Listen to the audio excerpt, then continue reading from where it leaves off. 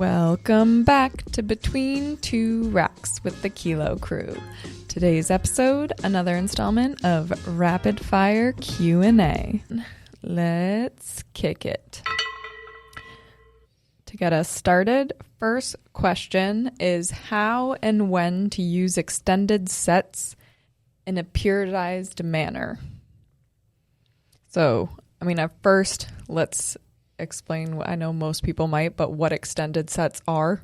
So extended sets are methods or techniques that are going to extend the duration of the total set or extend the time under tension or the time of a certain range of motion within the exercise. So like that, an example of that would be a 1 1/4 rep. So say you're doing that in the lengthened position of a split squat. So you're now spending greater time while in the bottom range of the motion of the split squat, so the musculature in that range is under tension for longer. Okay.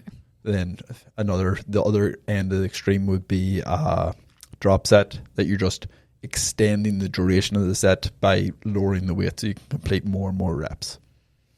Yeah, and extended sets, what makes them interesting is they allow to increase the duration of the workload, but without necessarily just doing more reps. Because as we know, just doing more reps, yes, it increases the time under tension, but it also seriously decreases the amount of weight you can use, which will have a negative effect on a tension perspective. So those extended set method allows you to expand on the time under tension, but at the same weight or almost the same weight you were going to use in the first place. So that's why they're called extended sets. And there's multiple. There's 1 1/4. There's stop 1 1/4. There's double barrel. There's drop sets. There's time sets. There's rest pause. So there's a bunch. How to use them or when to use them. So typically, it needs to fit the goal of the phase. So if you're doing a power phase where you're using speed strength element, using extended sets makes no sense, so it wouldn't fit there. So it's mostly in the context of a hypertrophy or maybe absolute strength macrocycle, where you want to bias a little bit more of a hypertrophy response on certain movements or certain muscles. And you would start by using them if you had zero exposure to the C series, because the C series are typically single joint movements. So it won't really affect your recovery curve that much as you're introducing the client to a new concept. Once you have a certain amount of exposures in the C series, now you can move the extended set to the B series with your assistance work. Now, once you've had a certain amount of exposures in the B series, so when you're a little bit fresher on a multi-joint movement, now you can try to combine B and C series to expand even more on the extended set. And maybe you could add, talk about the difference on how you implement the extended sets on B versus C series. Okay, I'm not sure exactly what you mean by that, but one thing I wanted to bring up for that is that the implementing the C series first is huge, because if you skip that step and go in the B series, yes, it definitely will impede the recovery curve from session to session, but it's going to impede your recovery within the session. So then all of a sudden, if you don't have the work capacity, your ability to produce work and keep working within that session for your C series could drastically diminish, especially for lower body. Most people will be okay in upper body, but lower body could be a drastic drop off. But I don't exactly know what you're asking me. I just meant on the complexity level of the extended set. So the B series. So once you're doing B and C, so it means you've been exposed to the C, you've been exposed to the B, now you're doing B and C. So the key is you wouldn't want to do an extended set method in the B and then have a harsher extended set method in the C. So you want to scale it so that the B will be a harder extended set technique, and then the C is a quote unquote easier extended set technique to again just better manage fatigue. Sorry, go ahead. Would there be an exception to that in terms of like depending on what your C is? So let's say if you want to do it on split squats, which is going to be on your B series. But now you're talking about incorporating the technique to a movement, but we're just talking about incorporated the technique to a time slot in the program. So because you could obviously do 1 1/4 on leg extension, which would be a C series. Yeah. I was just thinking split squats. Yeah. Oh well, yeah. Yeah. But I would still wait until you've exposed the C series to an extended set prior to. Yeah, and then you could go one step further, because I know I've done this in the past, is you could just apply it, especially for more demanding extended sets like drop sets and rest pause. You could just apply it to one set within the C series. So your C series could be 3 sets, but the first 2 sets are just standard sets. It allows the trainee to really gauge load and how close they are to failure. And then the third set is the drop set or the rest pause set. So all of a sudden they have way less total work to do, but they're doing it with the appropriate load, because they had 2 sets prior to that to establish a real proper working load for the next set. And you could do that both in the C and the B series, depending on where and what you're trying to achieve. Yeah, that's definitely a good approach. It's more gradual, but it makes it for a way more tolerable planning in the long run. Yeah. I know I've seen Alex do this a lot on the fly on the gym floor, which I think is a smart way to do it. You did a lot in the group training where you have someone that you can see right in front of you is under training to some extent or not really pushing it. So you kind of use extended sets to be able to push more work. Like you'll just be like, keep going, you'll drop the weight, it becomes a drop set, those type of things as well. Yeah.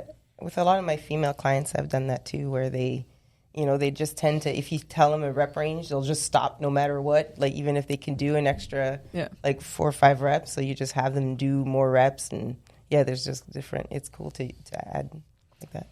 Yeah, and then the cool thing with like especially women like this is they typically have a less efficient nervous system, so you can kind of like trick them in doing a drop set that's not a drop set, where like they're doing a seated row with 50, you pull the pin, but you put it back in 50. They think you dropped the weight, then they keep going. You pull it again, put it back in 50, they keep going.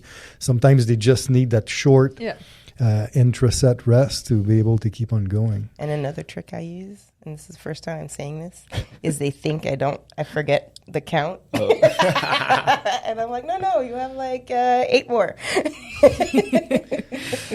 Then on a periodization perspective, generally like 99.9% of the time, this is going to be used in accumulation phases. Yeah. And then the ultimate place to use them would be accumulation 22. And that's actually a real statement. Sparks feeling sassy. It's true. It's true.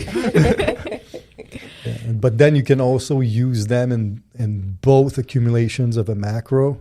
Just making sure that accumulation 2 is a extended set that creates even more work. Yeah. So because we're trying to build an adaptation through volume, so we want the second accumulation to present the trainee with more volume. Next question. For the general population, is there an optimal macrocycle set up for a training year that you use? So general population, optimal macrocycle setup for a training year. I mean, that's just our standard, no? Well, like the period, like undulating periodization, accumulation to intensification. Yeah, but I think they mean more in terms of strength quality, like qualities of training. I mean, for a year 1 gen pop, it's pretty simple. You have a hypertrophy macro, an absolute strength macro, a hypertrophy macro, an absolute strength macro. This would be a perfect year 1 for the novice trainee, because at that point in time, you need to build hypertrophy to increase force potential, and then you need to train strength to increase intra and intermuscular coordination. But you don't need, nor do you want to go as hardcore as relative strength. So absolute strength is a good middle ground, and that fits long-term undulating periodization model. Yeah, that's linear. Linear would be a good one. Yes. Yeah. But at that stage, they're not going to have the neural capacity or the neural wiring to really get the benefit out of relative strength. So they're going to get more from the absolute strength to drive their strength levels anyway. So it nearly you'd be going, like, taking 2 steps to not get any further. So you're way safer just using the absolute strength for the strength. So you're all kind of speaking in the sense of like a beginner general population. Oh, yeah. But it doesn't clarify. Well, but it's not. It doesn't talk about it in the question, but also it just depends. Like, what is the extent of the goal of that gen pop? If it's just to be active and be healthy and leverage somehow some strength training effect, well, alternating between hypertrophy and absolute strength will go a long way. And like Alex said, there's no issue especially year 1 in using linear. So for linear, it would simply be macro 1, hypertrophy 1, macro 2, hypertrophy 2, macro 3, absolute strength 1, macro 4, absolute strength 2.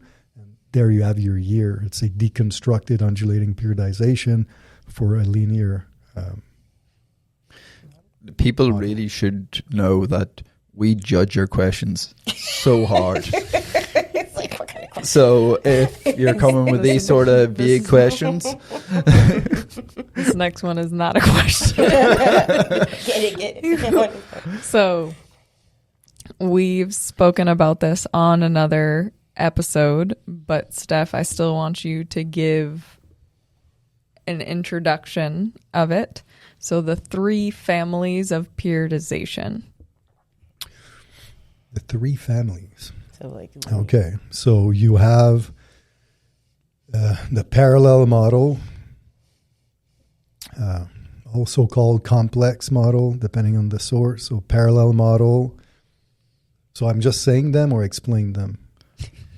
like a short explanation. So the parallel model, and it's important for people to understand that true periodization models are in the context of the overall strength preparation. So the technical, tactical, psychological, the whole shebang, right? So the parallel model means that to the same degree, let's say you have 5 modalities you need to train, 20% of the time you're focusing on one modality.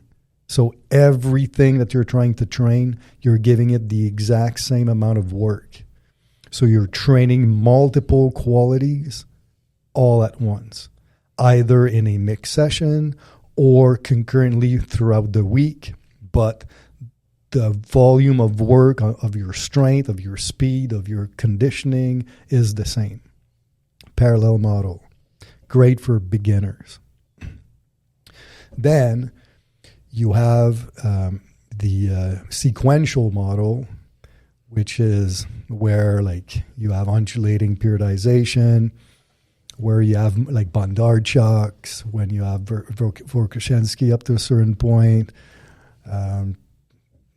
Iserin's block periodization. All of these are sequential. So what that means is you saturate a quality for one phase, then you move on to the next quality for another phase, then you move on to the next quality for another phase, but in a logical sequence of action, meaning that we're talking about phase potentiation. That's a term from Mike Stone, where phase 1 potentiates phase 2, which potentiates phase 3, meaning that if you were to do phase 3 first, it would never work. So that's block periodization. That's the model that we tend to use the most, generally speaking, with our clients. And then you have a third one called the emphasis model, or another term used sometimes, the pendular model, where it's kind of like the parallel model, meaning that you're training a bunch of stuff at the same time, but 1 or 2 out of, let's say, the 4 will be trained to a greater degree, while the other 2 are trained to a lesser degree. And then the next phase, the ones that were trained to a lesser degree are trained more, and the ones that used to be trained more are trained less. So that's the emphasis model. This would be good for like professional mixed martial artists that have like fights all the time, or even team sport athletes with very, very short off-season, like soccer players. So this is the overarching family model that would work for them. So parallel, emphasis, sequential. And us, we're in the sequential bubble. Bam.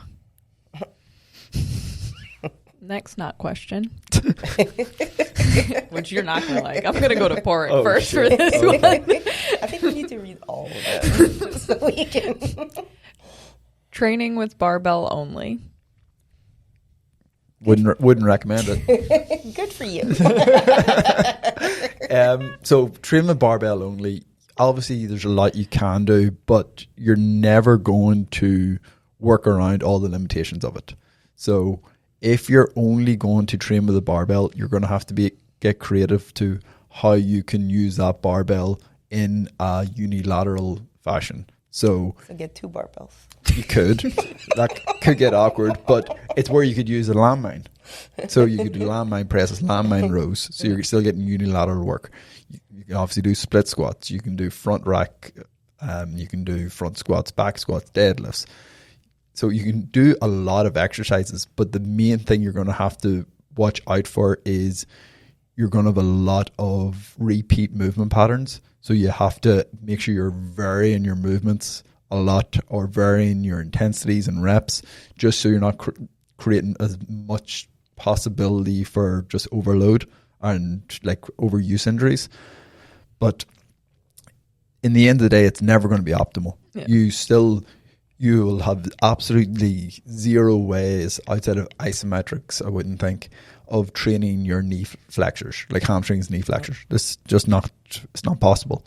And your remedials? Your remedials, like unless you can, like at least remedials, you can use so little weight, you could probably find a random household item.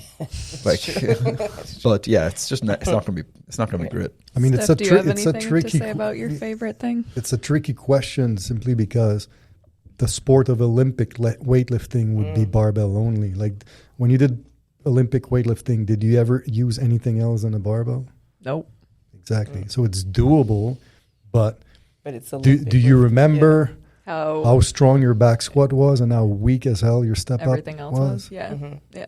So that's why, like, on a strength and conditioning perspective, on a general overall performance perspective, we believe that it's greatly limited. But is it possible to build strength in the physique with just barbell? Of course. Yeah. And if I was in that situation, I'd be leaning heavily on body weight, like calisthenic works as well, just to really change things and have a different stressor that's not going to put you in as fixed a movement patterns as the barbell does. Yeah. I always like to, just for our listeners to know that, because we get these questions and sometimes I read them and I'm like, I'm not going to ask you guys these questions. And like, you guys are the best, in my opinion, at program design and periodization in the way we do strength training. Like there's people out there that all they do is train with a barbell. We'll give our opinion on it, but that's definitely not where our expertise lay. But was the question literally, what about barbell only training? No, the question was literally training with barbell only. That's a statement. It was a statement. And they wanted our thoughts on it. Exactly. There you go. Okay, next. What upper and lower lift would you focus on first for a new athlete with no training info? Overhead press and squat. Do you want to know why? Yes. Okay, so generally the overhead press is going to be the weakest upper body press and movement. So by bringing that up, you're going to bring up the potential of every other upper body movement. Angles, when we train angles above, they have a strength carryover to angles below. So it's automatically going to have a strength transfer down the rest of the movement patterns. Squat is, as Steph likes to say, the queen of lower body exercises, but it builds an awful lot of dynamic flexibility. It has a massive amount of lower body musculature involved. It's going to develop the quads and the hamstrings way more in parallel compared to the front squat or the deadlift. It's going to really, well, obviously you're going to need a very strong core to get strong in the squat. So there's just so many positive outcomes to those two lifts. They both require the most dynamic mobility out of all the lifts. So it's just one of those that it's just two real bang for your buck exercises that are going to have huge carryover to everything else. And to add to Porig, the overhead press, what's interesting with this one is it also reinforce core bracing ability, lower back as a stabilizer, and it allows you to express strength without any scapular restriction. So, which is kind of good, especially in the early stages. I know it's really cool. You can do both of them with only a barbell. Yeah, that's very true. There you go. So so going back to the question specifically, that says for a new athlete with no training info. So then you're prioritizing the overhead press and squat. So just to continue on with this question a little bit more, you're immediately taking that athlete and then you would see if they can do the barbell overhead press and a standard full range of motion back squat. Yeah, so when you have no information, like I'm assuming this is training someone in person. So ideally they can do the standard lift on both. If not, you regress them to the point that they can. But these are the two movement patterns that we're going to try to get them proficient at and strong at the first, like immediately, because it's going to have the biggest carryover to everything else. And then again, it's just remembering that when we're saying that, we're focusing on those in the A series primary work, and then you're still doing the other movements in the B and the C series. And this was for a new and novice athlete, right? Was that? Just says new athlete. So I think new athlete in terms of you're training them new. Yeah. But also the other thing too is like strength underpins any other quality. So those are very good maximal strength type of movement anyway. So you can drive a lot of strength where afterwards, if you've reached certain standards, then you can work on power output and you're good to go. How do you integrate specialty bars into your program design? It really depends on the phase. Okay, so for example, you could use a fulcrum bar to train the biceps in a hypertrophy phase, because it changes levers, and so you're changing the stimulus on the muscle. But that wouldn't really have any impact like in a maximal strength or relative strength phase. So now in a phase like this, then it's more about manipulating either a grip diameter to simply, it's a good way to increase the frequency of a certain movement while still changing the motor unit recruitment pattern, because we know that just changing the grip diameter changes the motor unit recruitment pattern. So you're rehearsing a movement to get stronger and get better on the inter and intramuscular perspective, but you're creating some variability for more advanced trainees by changing the grip thickness. So the key though is typically choose one up to maybe two thick implement per microcycle as you're training them. If you overdo it, it becomes a lot, and that's where, like, on pressing it's not as big of a deal, but if you're especially using it for pulling or flexion type of movement, it can get a lot for the wrist and elbow, so you have to be a little careful about this. But then specialty bars, you have cambered bars, so then it might depend. Like cambered bar, if you have a client that has a hard time grabbing a barbell behind their back on a squat, you could use a cambered bar just for that, but it was not because of a timing of training methods or anything like this. Like specialty bars are usually there to facilitate certain training outcomes depending on the client's needs and or to potentiate something. Yeah. But the potentiating element to me has more to do with the grip diameter, whereas the specialty bars like a football bar, a cambered bar, a safety bar are more a tool that you use to facilitate the training process for a client's limitation. So this is a very wide range. Like a really quick overview is if someone has for upper body pressing and someone has bad shoulders, like shoulder impingement stuff, and you want to do you still want them to press with a barbell. A neutral grip is going to alleviate some of those shoulder issues, so that'd be a good implementation there.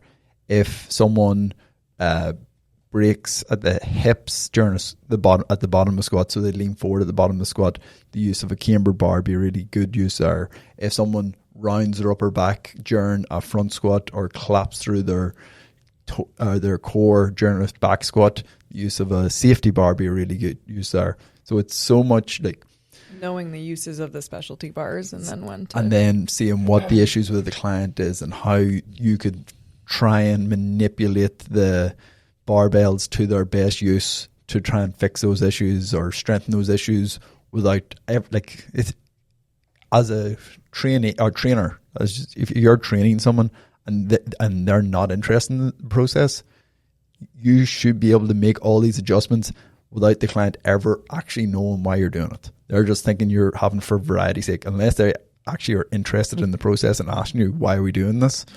They shouldn't know. It should just look like a normal part of the training process that you're just fixing elements of the training session, which sometimes is going to is just for variety too. Like sometimes, in primate, we threw in different bars in there just to make it interesting. It's a different stimulus as soon as you change your hand position or your grip, and it's just like, yeah, like if you're going to be squatting twice a week, why not use it? Why not do a specialty bar as one of those squats and change your movement pattern slightly? I mean, there's a very standard concept in strength training, and it's the more novice you are, the more you need to repeat the same thing to learn the thing, and the more advanced you are, the more you need to find ways to create variations.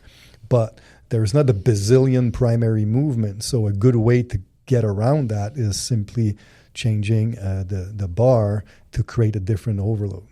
Do you have a favorite specialty bar personally? The cambered bar. Does easy bar count? Sure, but it's kind of lame. I know. It's not really special. It's pretty special. It would be the tricep bar, but it's too narrow. If the tricep bar was a little wider, it would definitely be that, but it's too narrow. Alex? A safety squat bar? Yeah, I thought that's what you were going to say. You always use that one. I do, but I really love like the cambered squat bar. I'm not talking about the bench press cambered bar, but the cambered squat bar. I love the upper back tension I get from holding that bar to the side for a good morning squatting. I think it's great. When is it called a football bar versus just like a neutral grip bar? Because football players' shoulders are all fucked up. Is that what, like...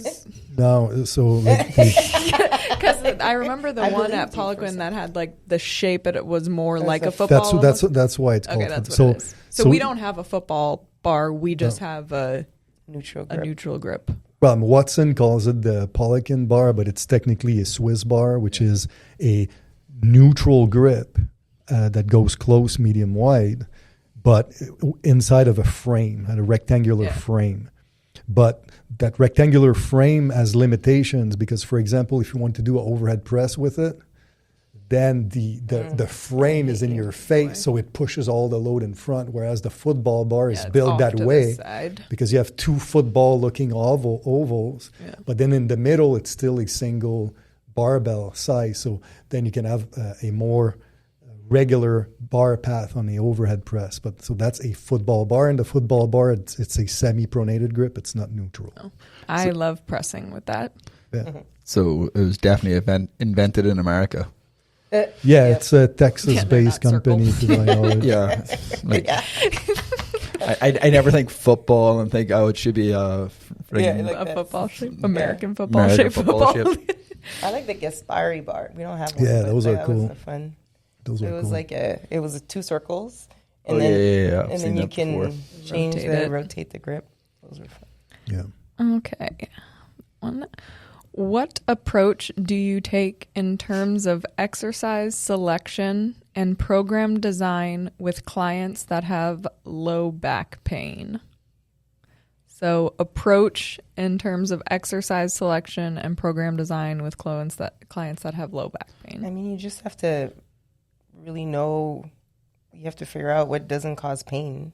Yeah, that's the most important thing. Well, and what's causing their low back pain. Yeah, so they need to definitely. I mean, that's outside of our scope to diagnose what they have. But like, once you know what's going on and you know what can recreate the pain, then you definitely need to avoid that range of motion or that movement. Like to me, it's like, okay, is it low back pain because they're just weak and something triggers low back pain, well, then we still need strength training in that instance to make them stronger. If it's like it's like pain, it's like an injury. Then, then this isn't always going to be true because some people have low back pain in extension, but as a general rule, it normally happens more in moments of flexion. But so then if they have that situation and it's not, extension doesn't cause pain, working from short range of motion to long range of motion, where we are challenging the top end of the strength curve of the posterior chain, is normally a safe enough approach. But it's so much down to what doesn't cause pain. Yeah. It's also looking at the trunk strength endurance in terms of flexion, extension, lateral flexion. Is there a limitation here that might kind of like not necessarily create pain, but put them in a position where they're more susceptible to injure their lower back? So it's very multi-faceted. So it's kind of, that one is a hard one to really answer without knowing exactly what's the issue and what's causing the issue. But because when we work in St. Louis with the Performance Center with all these chiropractors, one thing that was very simple as a rule is do not do anything that recreates pain. Yep. And then sometimes it's just their positioning. Some people tend to overarch, and then that causes pain, or sometimes if they're rounding. So there's some things that, if it's not like an injury per se, that you can kind of tweak and then help them get there and then strengthen their back. But never recreate pain in the gym. Next question, one that we've definitely covered before, but we'll go into it again because I do think it is extremely important. What is the value of eccentric strength? So eccentric strength is extremely valuable for maximal strength development and or athletic development. But of course, athletic development can never be optimized without maximal strength. So I guess it's mostly important for maximal strength. Now, what happens is when you're training concentrically, the goal is to increase your maximal strength level. So the amount of weight that you can lift voluntarily for a 1RM. So you first start training and you slowly build your 1RM value. But at one point, you're going to start plateauing. And after a while, when you need to force even more intramuscular coordination capacity, which means it's the ability to recruit more and more motor units. And also there's rate coding, which is the impulse or discharge rate of your neural feeding impulse to the motor units that needs to increase. That can only be done at really, really high intensities.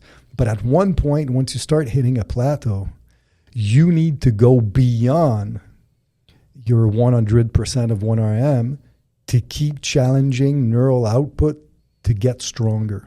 So if you want to be really, really strong, eventually you're going to need to go and tap into supramaximal eccentric work. Because by doing supramaximal eccentric work, where there's, depending on the source, but generally speaking, it's accepted that most people can generate about 40% more strength eccentrically than concentrically.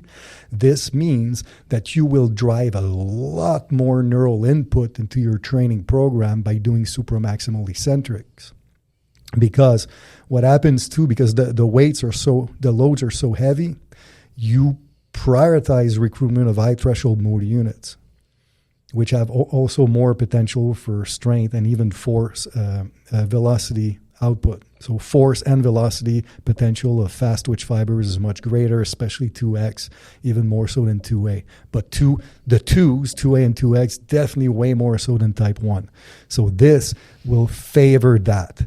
Now, on the athletic perspective, you need to have a certain level of eccentric strength built with slow supramaximal eccentric first to be able to build eccentric control, to have a eccentric base to now do fast eccentrics, which are basically plyometric actions.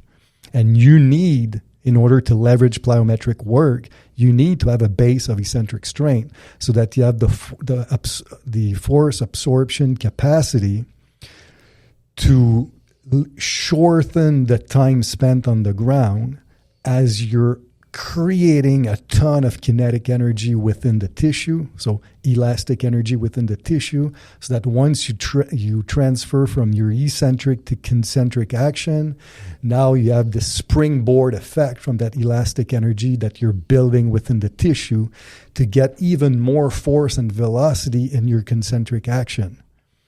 So that's why eccentric strength is important, but now people really confuse supramaximal eccentric strength development with a slow eccentric tempo with regular training. Yeah. Those do not have the same outcomes. I know this person in specific is most likely asking about it in terms of like general population. Well, okay, so for general, well, I don't want to stop with what I was talking about for the people interested in that, and then I'll get back to this. But in order, like most circles say that you shouldn't touch supramaximal eccentric until at least 2 years.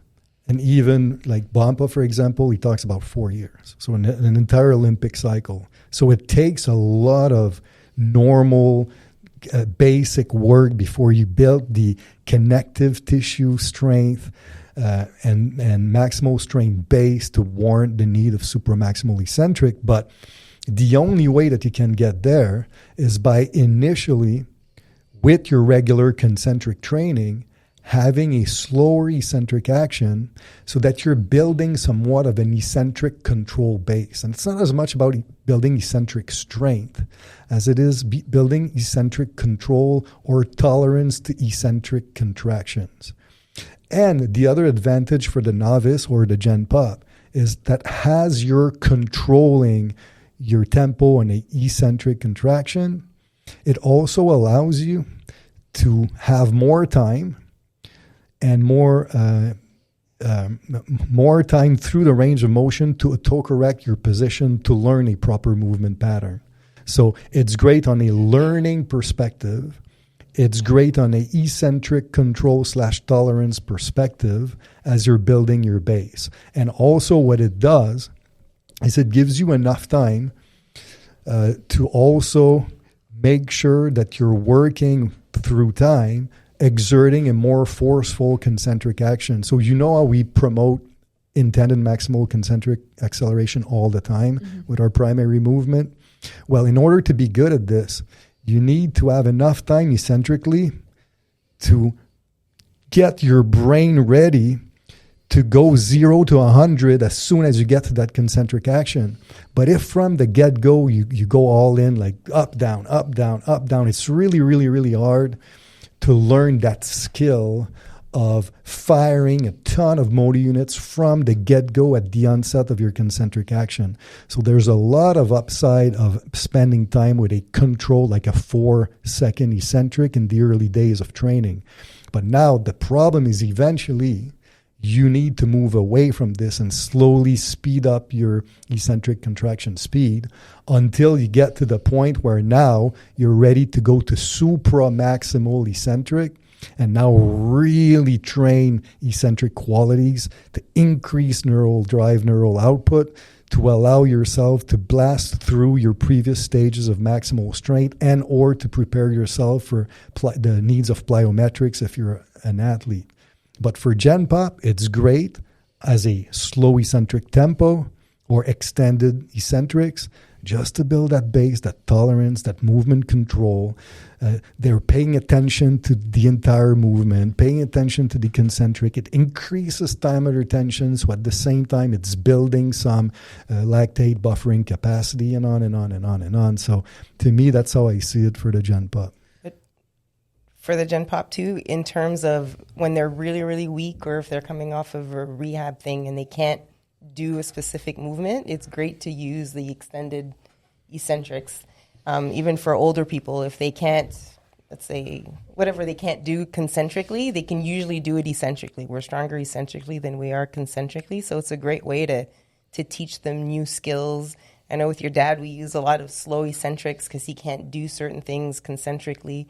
And even, like I said, just even with rehab, like when you come back from rehab, it's easier to control and to get that mind-muscle connection and then just really feeling that muscle working.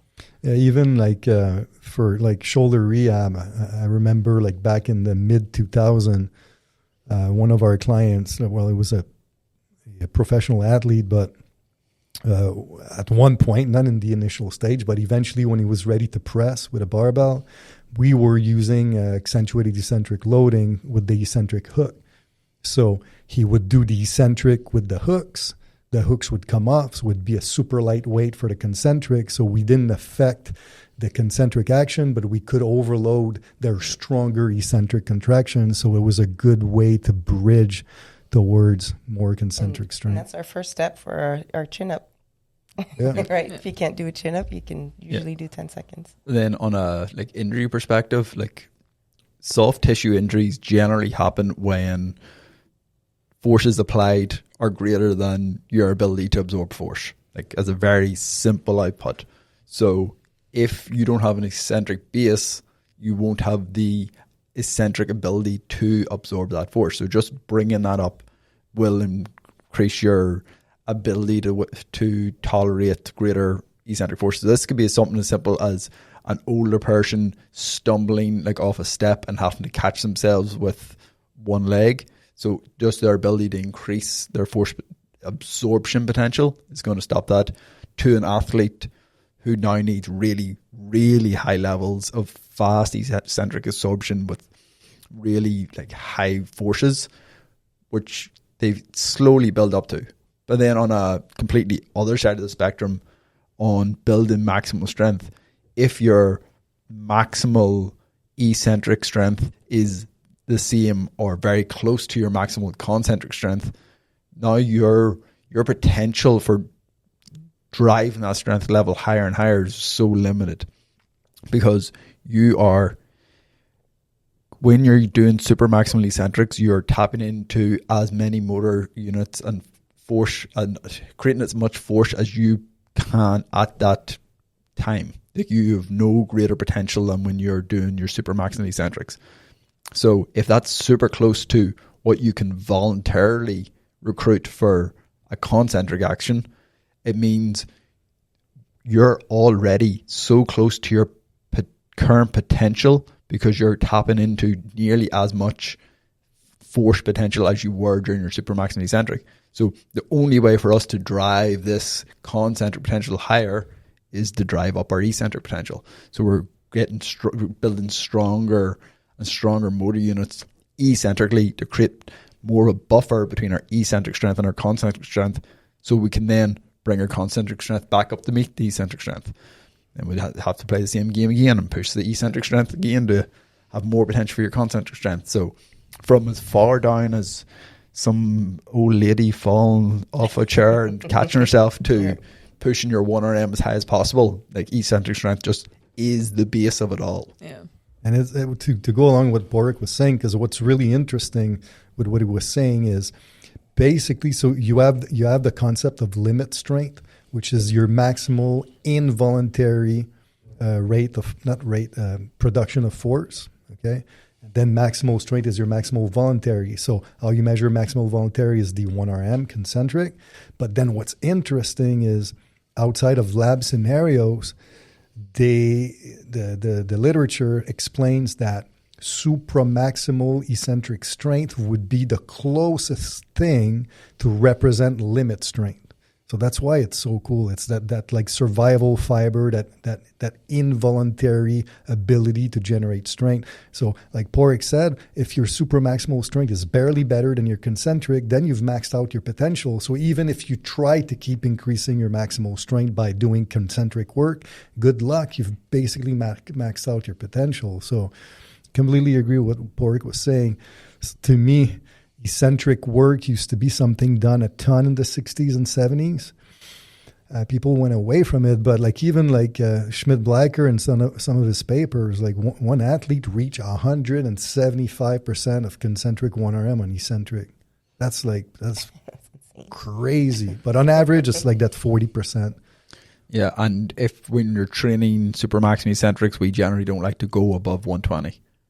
So once you get to 120%, if you want to increase the demands and keep pushing your eccentric strength further than that, is increase the number of sets you do instead of pushing the load further and further, because the risk to reward for injuries just becomes a little bit unfavorable beyond that 120. Yeah, 120 is a good spot, and we were talking actually this week that I was showing Porik that what's interesting is the stronger you are, the lower the intensity of your supramax eccentric strength should be, and the weaker you are, the higher your loading of supramaximal eccentric should be. I know it seems counterproductive, but it makes a lot of sense. Because if you're really, really strong, let's say you squat 500, well, training at 140 is a lot more. It's a lot. Yeah. Because at some stage you do hit your genetic potential. Yeah. So those people, say you are at 90 or 95% of your genetic potential, you're not going to have 140% eccentric strength, like to concentric strength. It's just not going to be feasible at that stage. So yeah, at some stage that their gap is going to narrow, but 99% of people listening to this right now are not going to be in that situation. but what's super interesting though, because it's the same thing with maximal strength training, because we know that the expression of maximal strength is a 1RM, but do you ever train maximal strength by just doing 1RM? No, you can do sets of 6 and whatever. So it's the same thing. If I want to drive increases in supramaximal eccentric 1RM strength, well, I can do that by working at 110. And it's still going to work, assuming you have enough volume load, enough sets of doing so. Yeah. And then obviously that 110 is going to change as your concentric 1RM goes up. So it's always in relation. So even say once a year you've scheduled to do super maximal eccentrics and you're going to do 110% both times. So year one, it's not training year one, but year one of doing these at 110%. Say your max was 600 pounds, so your 110's 660. Okay, year two you come back and your max is now 700 pounds. You're now doing your eccentrics at 770. Like, so it's not that it's going to be a fixed load. It's just the percentage will be around that 110 to 120%. Yeah, and supramaximal eccentric, if you're doing so, we highly suggest that you do it on one upper body a week, one lower body a week. Yeah, that's it. Unless you have this like super like short and you need to saturate the hell out of the training period, like a very short off season for an athlete where you can kind of afford to blast the entire week. Yeah. But otherwise, you're better off with like 2 out of 4 days eccentric, the other 2 days concentric. And then for completing them, make sure you have your safety pins like 2 to 3 inches above the bottom of your range of motion, because those last couple of inches, the risk reward's not worth blowing a pec or whatever muscle group you're training. Yeah. Like it's 100%. Just not worth it. Yeah. And you always start at your 100. You don't start at 120. Yeah, no. I mean, honestly, you can't even start lower, like especially if you're doing longer eccentric and like you're not used to it. Because so let's say you've been doing 2-0x0 for a while now in training. You might be like, you know what, we're going to introduce some 6 or 8s. Let's start a little lighter. Yeah. And all you coaches listening should do it before implementing it. Man, I mean, my 20s, man, I did a lot of supramaximal eccentric work. That was a good time. Good times. Okay, we have time for one more question. So what is the best intensification setup when you want to peak your squat in a phase with eccentric or isometric? You would never peak your squat with a phase of eccentric or isometric. Like, so the peaking phase is eccentric or isometric? If that's the case, you would never do that. Yeah. Okay, well then we'll go back to what is the best intensification setup when you want to peak your squat? Period. Go or question mark? It's a big question mark. I would highly recommend having the squat in your training phase. Park's extra sassy today. So, Squat twice. yeah, squatting twice a week would be a good solution. The stronger you are, so if you are decently strong, if you're going to squat twice a week, you probably want to have a contrast in loads. So you're going to have a heavy squat day and a light squat day. I'd probably put my heavy squat day on the Friday, so I had 2 full days of recovery after it. Your lighter squat day on the Tuesday. I don't really know where else to go with this. Well, so the practice of squatting twice is great. You do that in the last intensification of your macro. Of course, I would suggest you do it in the second intensification of the macro as well.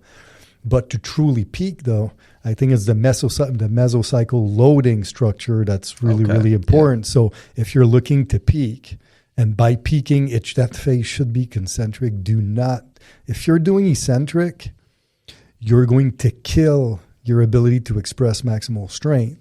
And if you do isometric in that phase, there will be zero improvement in maximal strength in that phase, because the only way isometric can correlate to a concentric action is if you're doing concentric work following the isometric work. Okay, so you cannot just do an entire phase of isos and then I'm going to do my 1 rep. It won't work. So now, what I'm talking about mesocycle loading is then you would use a peaking mesocycle loading, which is a descending mesocycle loading, which means that your high week in terms of volume will be week 1. Week 2, it's a medium volume week. And week 3, it's a low volume week. So let's say your rep scheme to peak is supposed to be, 5 by 3. It could be week 1, 7 by 3, week 2, 5 by 3, week 3, 3 by 3. So we have a descending approach in terms of volume. You're reducing overall volume every week because fatigue masks fitness. So by the time you express your peak on week 3, then you can fully express that strength because you have no residual fatigue. So that would be the best way to do it. There you go. But with strong people, though, that heavy light day is crucial. Yeah. That was a loud one. Yeah. Okay, that was a decent amount of questions. Thanks, guys. Remember, it's currently Cyber Monday. Okay. Right now, it's Cyber Monday. You have a few hours left to take advantage of the biggest sale of the year. And the last day of Early Bird. And Early Bird. So today is and will be the final day of our Early Bird registration for 2025 education. Again, we have more occurrences than ever, all new courses, 2 days throughout the year. The best. The best. Simply the best. Shout out to Lloyd Banks again. See you next year, fam.